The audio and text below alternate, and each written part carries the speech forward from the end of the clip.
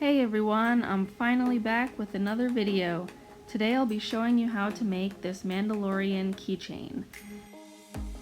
If you want to know how to make this Baby Yoda keychain, I'll put it in the info card and the description. So to make Mando, you're going to need some black, brown, and gray yarn. You'll also need some black and gray felt, of course a crochet hook, darning needle, and some scissors. And if you decide to turn yours into a keychain, which is a totally optional step, you'll need some sort of bindings or keychain, elastic cord, and then I like to add these cute little beads that I got that are kind of color changing. I think I picked them up at Walmart or some kind of craft store. But again, adding a keychain is completely optional. And without further ado, let's get started.